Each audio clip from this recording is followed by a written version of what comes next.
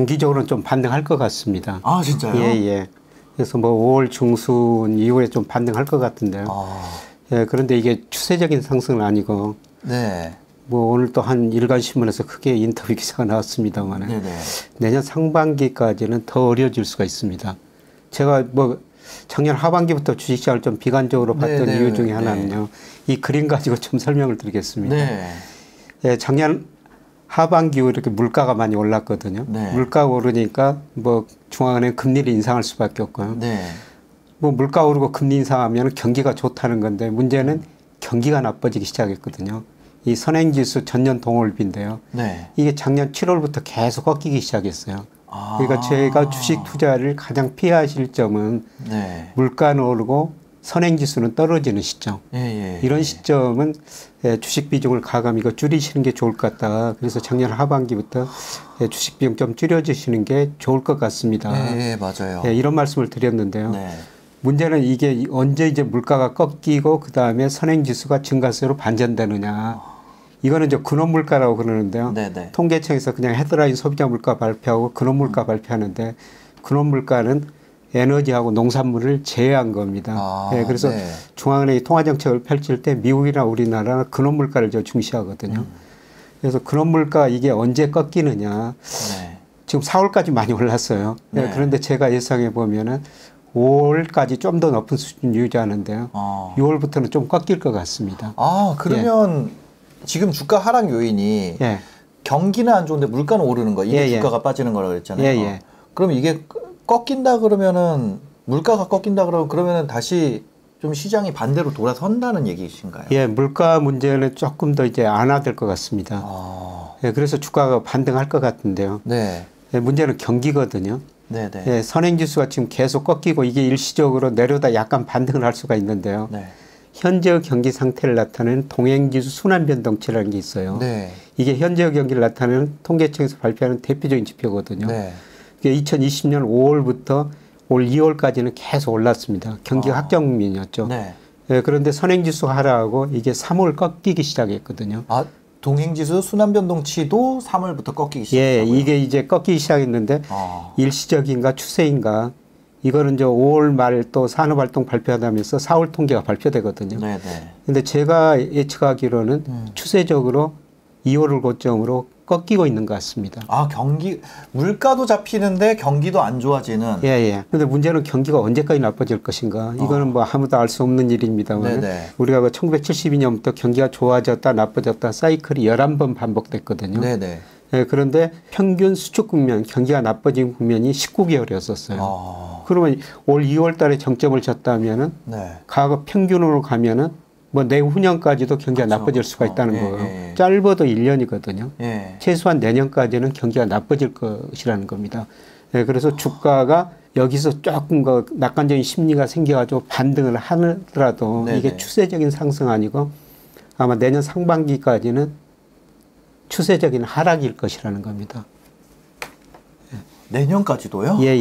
저는 뭐 올해 코스피가 한 2,600에서 2,900 정도 이 사이 움직일 거로 생각하는데 박스권 지속되다가 이제 경기가 침체되면은 그러면 이제 한 단계 더 떨어질 수가 있다는 거죠. 한 단계 더 레벨 지금 올해 2,600에서 2,900이 박스권이라고 했는데 그 박스권 하단이 상단 하단이 더 내려갈 수가 있다는 거죠. 내년 상반기에는. 그럼 옛날 박스피 우리 주가 보면은 뭐 한번 급등했다가 상당히 오랫동안 박스피 뭐 당분간 박스피라고 보시면 될 것 같습니다. 그러면 지금 경기가 침체로 가고 물가가 좀 빠져준다고 하면 필수 소비재 이런 쪽으로 좀 포트폴리오를 조정하는 게 좋으려나요? 그렇죠. 이런 시기에는 좀 안정성이 높은 주식을 사야 되죠. 그래서 저는 대표적으로 선행지수의 탄력도가 제일 낮은 게 통신주들이거든요. 그래서 통신주들을 이런 시기에 사고 있고, 그리고 이런 회사들이 배당도 많이 주거든요. 그죠. 뭐 대표적으로 KT 같은 주식들이죠. 이것들은 경기가 후퇴한다고 그래서 제가 인터넷 안 쓰고 그다음에 휴대폰 안 쓰는 그런 건 아니거든요. 그건 어렵죠. 그래서 경기 후퇴 국면에서는 통신주가 탄력성이 제일 낮아요. 그래서 경기 수축 국면에서는 이런 업종 중심으로 조금 배당 투자하시는 게 좋죠. 아, 지금 배당 투자. 예. 아, 그럼 좀 반전 신호를 찾아보자면 아까 물가 얘기를 하셨잖아요. 예. 그럼 물가가 좀 빠져주는 게 그나마 이제 긍정 요인이 될 텐데. 예. 그럼 그런 신호는 어떻게 잡아볼 수 있을까요, 저희가? 통계청에서 매월 초에 지난달 소비자 물가를 발표하거든요. 네네. 5월 2일께 우리나라 소비자 물가가 4.8% 전년 동월 대비. 네네. 예, 그게 13년 반 만에 최고치거든요. 그러니까 물가가 이렇게 높게 나오니까 한국은행의 가장 중요한 목표는 물가 안정이거든요. 매년 그 기재부하고 협의를 합니다. 네. 그래서 소비자 물가 기준으로 2%로 목표를 설정했거든요. 그런데 지난 4월 4.8%고 그 다음에 연간으로도 지금 4%가 넘을 가능성이 높아요. 그러니까 한국의 입장에서는 금리를 인상할 수밖에 없죠. 그렇죠. 여기다 이제 미국이 5월 달에 빅스텝하고 6월 달에도 또 빅스텝 한다는 거 아닙니까? 네네네. 그렇게 되면은 뭐 한국은행도 금리를 인상할 수밖에 없고, 그래서 최근에 뭐 모든 시장 금리도 같이 올라갔죠. 아, 그럼 지금 같은 경우는 아무래도 좀 매수로 대응하기는 어려운 시점 아닌가요? 저는 이런 시기에는 그 돈을 지키는 게 중요하다고 생각하고 있거든요. 네네네. 예를 들어서 10년짜리 국채 사놓으면은 뭐 중간에 금리가 오르더라도 10년 가지고 계시면 돼요. 네. 은행 예금 금리가 1% 좀 넘지 않습니까? 그거는 좀 3.4% 정도 되거든요. 은행 예금 금리보다 훨씬 더 높죠. 그런데 주식 투자하신 분들은 3.4% 이것 가지고 무슨 채권 투자를 하느냐 이렇게 생각할 수도 있는데 이런 경기 수축 국면, 주가 추세적인 하락 국면에서는 그냥 원금을 지키는 게 더 중요하다고 그러죠. 원금 가지고 지키면 언제든지 주식을 싸게 살 수 있는 기회가 오거든요. 예, 저는 뭐 내년 상반기에 전 세계 경제가 침체에 빠지리라고 보고 있어요. 전 세계적으로. 예, 그렇게 보는 것은 우선 그 2008년, 2020년 두 번에 우리가 뭐 글로벌 경제 위기를 겪었지 않습니까? 예, 그러면서 정부가 돈을 엄청 많이 쓰다 보니까 정부가 부실해졌고요.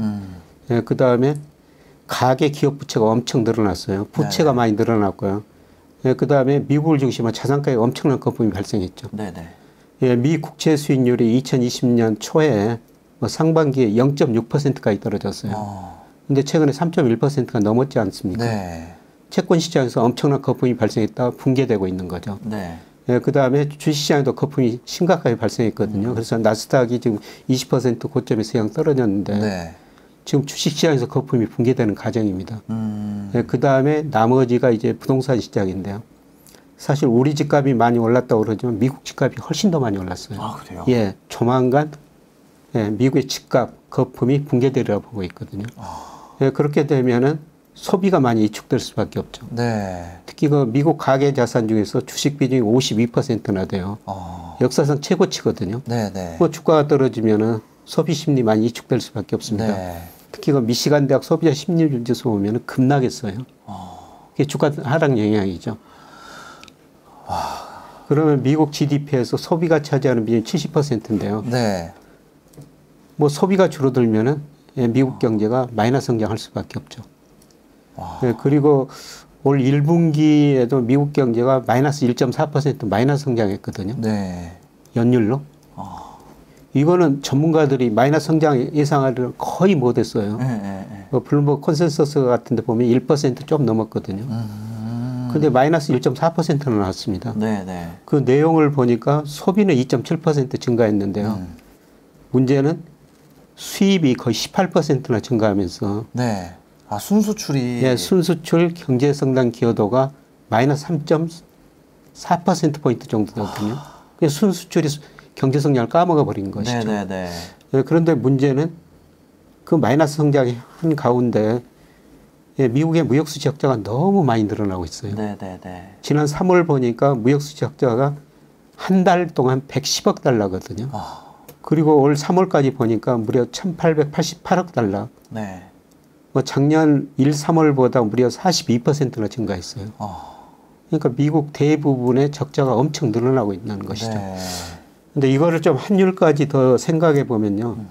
예, 지금 미국 금리 인상, 그 다음에 러시아가 우크라이나 침공하면서 달러가 안전자산이다. 예, 그래서 달러 가치가 오르는데 예, 저는 이 미국 무역 적자 보면은 이 나라가 어느 수준까지 견딜 수 있을 것인가 굉장히 위험해 보이거든요. 아, 달러 가치가요? 예, 미국 대불균형이 워낙 심화되고 있기 때문입니다.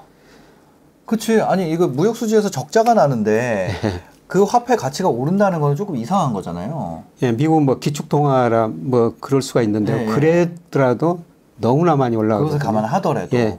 제가 최근 통계는 없습니다만 오늘 3월까지 보니까요. 네. 우리나라 서학개미들이 미국 주식을 많이 산 15개 종목 보니까 네. 평균 수익률이 마이너스 21%였어요. 근데 지금 그때보다 기술주 더 떨어졌지 않습니까? 더 떨어졌죠. 뭐 거의 30% 근접했을 거라고 생각해요. 그런데 이렇게 떨어졌는데 과연 우리나라 서학개미들이 계속 미국 주식을 살 것인가? 저는 다시 한번 생각해 볼 거라고 생각하거든요. 네. 그처럼 주식 투자 자금이 미국으로 안 들어가면은 미국 달러 가치는 저는 하락할 수밖에 없다. 네. 그게 저는 머지 않았다. 이렇게 지금 보고 있습니다. 지금 타이밍에 가장 주목해 볼 만한 거는 뭘까요? 저는 환율이라고 생각해요. 환율? 예. 지금 환율이 1270원까지 올랐지 않습니까? 네. 그래서 환율이 떨어지니까 외국인이 주식을 팔았죠. 그러니까 외국인이 우리 주식을 살 때 뭐 한국 경제가 장기적으로 어떻게 성장하는가, 기업이익이 어떻게 증가하는가 이것도 보지만은 단기적으로는 환율이 외국인 순매도는 가장 중요한 변수거든요. 네네네. 네, 그래서 이 그림은 제가 우리나라 원달러 환율하고 외국인 누적 순매수 그린 그림이에요. 이게 원달러 환율의 축을 거꾸로 그린 거거든요. 그러니까 이게 환율이 이렇게 밑으로 올수록 환율이 오른다는 거고 쉽게 원화 가치가 떨어진 거죠. 네네. 그런데 외국인들 우리 주식 뭐 계속 팔았지 않습니까? 네. 이거 판 거는 저는 환율 하락을 기대했다는 거죠. 네, 앞서 말씀드렸습니다만 미국 대불균형이 워낙 심화됐기 때문에 저는 조만간 달러 가치가 하락할 것이다. 네, 그리고 환율이 떨어질 것이다. 즉 원화 가치가 좀 오를 거라는 것이죠. 네. 이렇게 되면 외국인들이 계속 순매도를 하다가 저는 뭐 큰 규모는 아니더라도 매수할 거라 보고 있거든요. 이게 아마 제가 5월 중순 이후로 이런 가능성이 있다. 이런 말씀을 드리고 있습니다만. 네네네. 뭐 저는 지금 그 달러 가치가 거의 그 정점에 와 있는 것 같습니다. 여기서 조금 더 오를 수가 있어요. 네. 오늘 보니까 그 선진국 통화에서 달러 지수가 114까지 와 있습니다만 뭐 115까지는 갈 수가 있습니다. 그러면 우리 원달러 환율이 뭐 1,300원 정도까지 갈 수가 있죠. 네. 네. 그러면은 우리나라 환율이 충분히 떨어질 만큼 떨어졌다. 네. 지금 달러 가지고 있는 사람 좀 팔아야겠네요. 네, 저도 그 뭐 달러 ETF를 사가지고 뭐 최근 들어서 조금씩 줄이고 있습니다. 야, 그럼 지금 뭐 보면 수급 측면에서는 그래도 괜찮네요. 외국인들이 들어올 요인이 있는 것이 원화 가격이 조금 올라갈 것으로 지금 보이기 때문에 그런 부분에서 좀 괜찮을 것 같고 금리 인상은 좀 이제 못하게 될 가능성이 있고 이런 통화적 측면에서는 굉장히 좀 긍정적이네요. 전반적으로 지금이 워낙 눌려 있으니까. 예, 그런 것들이 해소되면서 아마 뭐 5월 중순 이후 주가가 좀 반등하리라고 보는데요. 예, 그런데 지금은 뭐 인플레이션, 금리 인상 이런 문제가 계속 이야기되고 있습니다만 예, 저는 올 3분기 후반 4분기 가면서는 인플레 문제는 좀 잠잠해지고 경기 둔화, 경기 침체 심지어는 디플레이션 이야기까지 나오리라고 보고 있거든요. 이게 이제 주가에서 이 주가를 결정하는 가장 중요한 요소가 거시적으로 보면은 금리하고 경기지 않습니까? 지금까지는 금리였었어요. 그런데 하반기 후반으로 갈수록 이미 금리는 시장 금리는 오를 만큼 올랐다. 앞으로 이제 경기가 어떻게 되느냐. 경기 문제가 굉장히 뭐 언론에 많이 나오리라고 보고 있습니다. 실제로 우리나라도 지금 경제 성장률 전망치 많이 낮추고 있지 않습니까? 오늘 또 어떤 신문 보니까 우리 경제 성장을 원래 2.9% 예상했는데 2.5%로 내렸다. 뭐 그 이전에 IMF가 세계 경제 성장률 뭐 4.4%에서 3.6%로 많이 내렸지 않습니까? 아마 저 한국은행도 이달 말에 금통위 하는 날 경제 전망을 수정 전망에서 발표하거든요. 3%로 전망해 놨었습니다. 올해 경제 성장은. 그런데 제가 보기에는 뭐 2.8, 뭐 2.5, 뭐 이 사이로 내리리라고 보고 있거든요. 그래서 앞으로 갈수록 우리가 인플레보다는 경기 둔화 문제가 더 많이 이야기될 것 같습니다. 경기 둔화 측면, 그러니까 뭐 GDP 성장률 측면에서 보면은 우리나라랑 미국 중에 어디가 더 둔화가 더 크게 나올까요? 단기적으로는 미국이 더 크게 나오는데요. 그런데 장기적으로 보면은 우리나라 잠재 성장이 미국보다 더 떨어지고 있어요. 이게 이제 우리 큰 문제거든요. 네네. IMF가 세계 경제 성장률을 발표하는데요. 1980년부터 2009년까지 세계 경제가 연평균 3.4% 성장했습니다. 네네. 우리는 7.0 성장했어요. 우리가 세계 평균보다 2배 성장한 거죠. 어마어마하네요. 예. 그런데 2010년부터 작년까지는요. 네. 세계 경제가 평균 3.3인데. 네, 그대로네요. 예. 3.4에서 3.3으로 좀 떨어졌죠. 예. 우리나라는 7.0에서 3.0으로 떨어져 버린 겁니다. 아, 세계 평균보다 떨어지네요. 예. 근데 앞으로가 더 문제예요. 지금 IMF가 내년, 내후년 네. 이번 전망하면서 뭐 세계 선진국 이머징 전 발표했지만은 올 내년 우리 평균 성장률 2.7%, 네. 선진국은 2.9%입니다. 그래서 우리 잠재 성장이 이렇게 떨어지는 게 큰 문제라는 거죠. 뭐 잠재 성장이 왜 이렇게 떨어지느냐? 네. 잠재 성장을 결정하는 가장 중요한 요소가 노동이거든요. 네네. 특히 15세, 64세 인구가 노동 가능 인구라고 그러는데 이 인구가 계속 줄어들고 있어요. 예. 앞으로 더 빨리 줄어들 거라는 겁니다. 아, 인구 감소. 예. 그리고 기업들이 투자를 좀 많이 해줘야 되는데 미래 경기가 좋아 보이고 투자할 때가 있어야죠 투자하거든요. 그죠, 그죠. 예, 그런데 뭐 세계 경제 침체에 빠진다는 이런 기대가 생긴다면 기업들이 그렇게 투자 많이 안 할 겁니다. 우리나라 잠재 성장률 올리려면은 총 요소 생산성, 네. 생산성을 올릴 수밖에 없어요. 네. 근데 생산성이라는 게 하루아침에 안 올라가거든요. 예, 그래서 이 의미가 뭐냐면은 앞으로 우리나라 잠재 성장이 미국보다도 떨어진다고 말씀을 드렸습니다만 네네. 멀리 보면은 예, 지금 미국 금리를 인상보다 보면은 우리나라하고 미국 금리가 역전될 것이다. 네. 예, 저는 앞으로 이게 구조적인 현상이라고 생각해요. 아, 미국이 성장률이 더 높으니까. 예. 금리를 결정하는 가장 중요한 요소가 예. 경제 성장률이거든요. 예.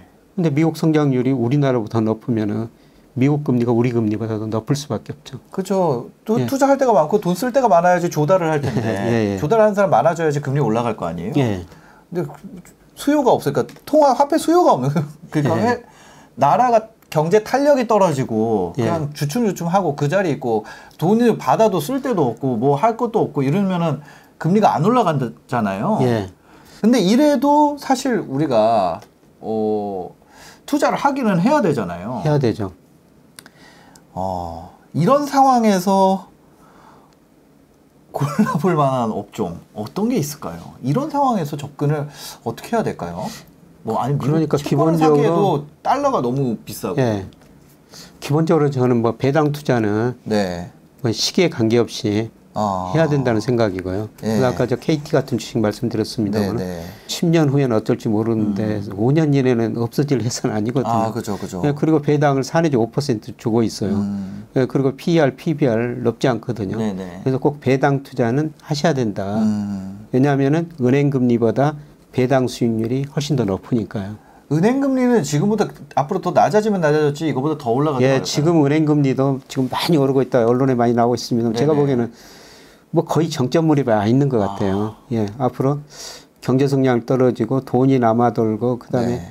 기업들이 돈을 안 갖다 쓰니까 은행이 채권을 사면서 예. 저는 조만간 금리 떨어지라고 보고 있습니다. 예, 그래서 기본적으로 저금리 시대는 앞으로도 지속된다. 네. 그래서 배당 투자는 꼭 해야 된다. 예, 그리고 단기적으로는 환율이 떨어질 것이다. 네. 원화 가치가 오를 것이다. 네. 이때 저 외국인들이 우리 주식을 사리라고 봤거든요. 그럼 외국인들이 무엇을 사겠느냐? 저는 삼성전자 같은 우리나라를 대표하는 주식이라고 보고 있어요. 그동안 정말 많이 팔았죠. 네. 예를 들어서 삼성전자 작년 2월 무렵에 외국인 비중이 거의 55%였거든요. 네, 네. 근데 최근 보니까 50.8%로 많이 줄어들었어요. 그러네요. 저는 환율 하락한다고 기대한다면은 외국인이 우리 주식을 사고 그거는 삼성전자 같은 한국을 대표하는 주식일 것이다. 그래서 삼성전자 주식 같은 것도 단기 반등분에서 반등하리라고 보고 있습니다. 야, 저희가 재작년이죠 벌써 이제 코로나 처음 오고 뭐 그리고 이제 3,300까지 그냥 1,500부터 3,300까지 그냥 한 방에 쐈잖아요. 그런 것이 다시 오기는 어렵겠죠. 시간이 많이 걸릴 것 같습니다. 그런 거는 아까 저 우리나라 경기가 정점을 치고 이제 수축 국면 초기다. 네. 경기 확장 국면에 들어서야 되거든요. 네네. 그거는 저는 1년 이내는 그런 일이 발생하기는 굉장히 힘들 것이다. V자형 반등 네. 그거는 이제 선행지수가 안전히 턴하고 네.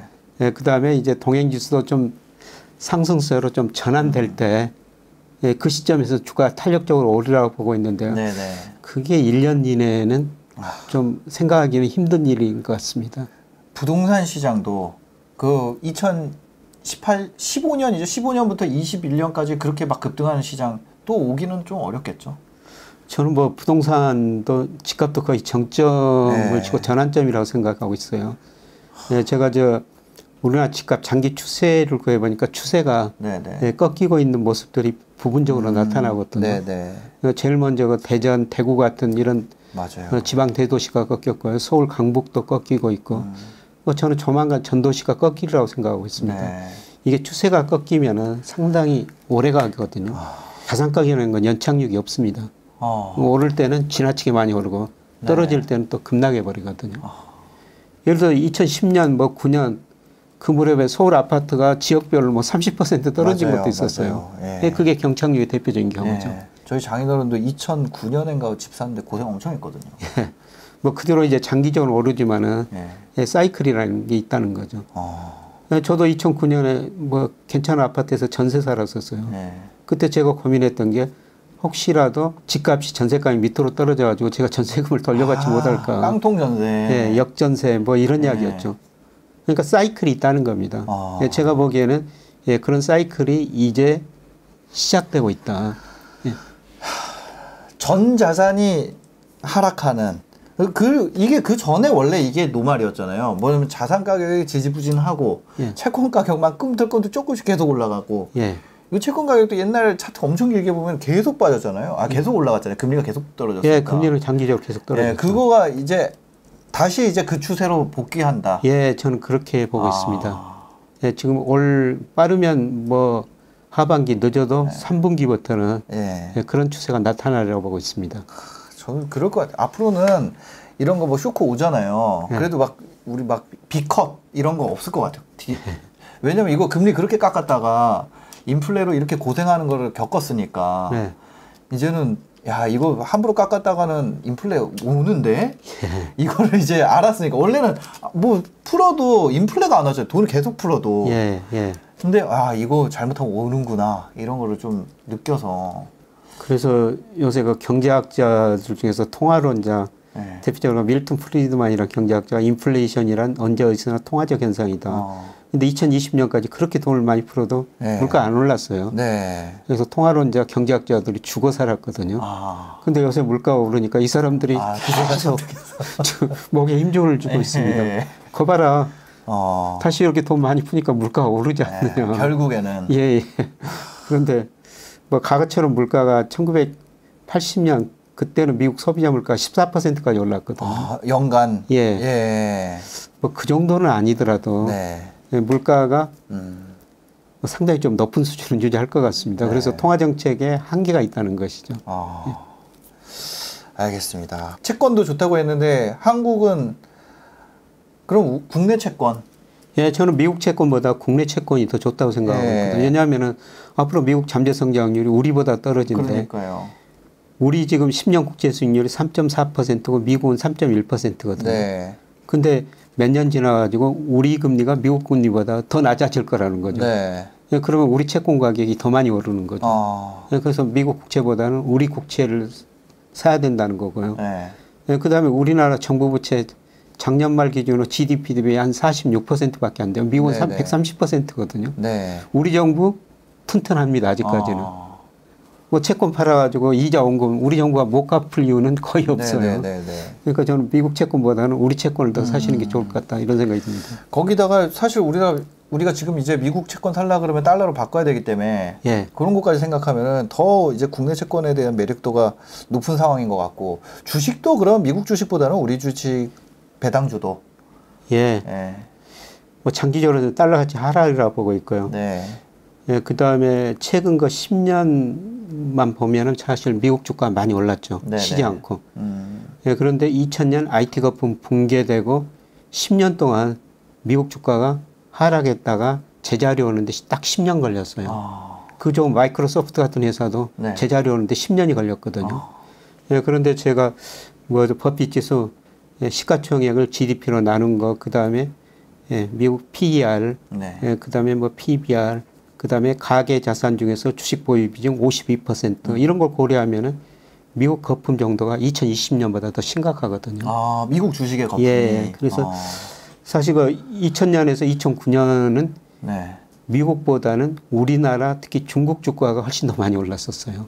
중국이 9 내지 10% 성장하면서 중국으로 많이 수출하면서 네네. 2000년에 우리 저 중국 수출 비중이 한 11%밖에 안 됐어요. 아. 그런데 그게 갑자기 26%까지 가져버렸지 않습니까? 네, 그래서 중국 주가가 좋으니까 우리 주가도 중국 주가보다 덜 올랐지만은 네. 우리 주가도 미국 주가보다 더 많이 올랐죠. 저는 앞으로 10년은 그런 모습이라고 보고 있거든요. 우리 주가가 더 오른다. 근데 우리나라가 GDP 성장률은 더 떨어진다. 요 두 개가 어떻게 좀 맞닿아 있을까요? 미국 주가가 많이 떨어진다는 것이죠. 아, 미국 네. 주가가 상대적으로 더 많이 떨어지기 때문에 네. 우리 주가가 많이 오르지는 못할 겁니다. 네네네. 그러니까 우리 저 실질 GDP 성장률이 2%고요. 네. 제가 명목 잠재 성장률 추정이면 한 3% 정도 되거든요. 네네. 한 5% 정도 매년 코스피가 오를 거라는 겁니다. 아, 5% 정도. 예. 야, 그럴 거면 배당주 하는 게 낫네요. 예, 그렇죠. 지금 싸져 있으니까 좀. 그런데 예. 우리가 2021년에 코스피가 31% 올라가지고 우리 주가가 많이 올랐다고 보지만요. 네. 예, 실제로 2010년부터 2021년 작년까지 보면 코스피 연평균 상승률이 5%도 안 돼요. 아, 그래요? 예, 지난 10년 그랬습니다. 아, 저 동학개미래 가지고 원래 그렇게 오르는 줄 알았어요. 2020년만 그렇게 올랐죠. 근데 지난 거 11년 보면은 예. 연평균 코스피 상승이 5%밖에 안 돼요. 근데 문제는 앞으로도 잠재 성장률이 지난 10년보다 더 떨어질 거라는 거죠. 그러니까 5% 오르면 앞으로 연평균 예. 5% 오르면 잘 오르는 거예요. 그럼 아예 그러면 그 컨셉으로 본다면 아예 신흥국 가는 건 어때요? 아예 신흥국 괜찮죠. 그래서 저는 뭐 인도네시아, 인도, 그러니까요. 베트남 예. 뭐 근데 올해 보니까 지금 글로벌 금융시장이 굉장히 불안하다고 그래가지고 네. 신흥국 통화 가치가 많이 떨어졌을 것이다. 네. 이렇게 예상하잖아요. 네.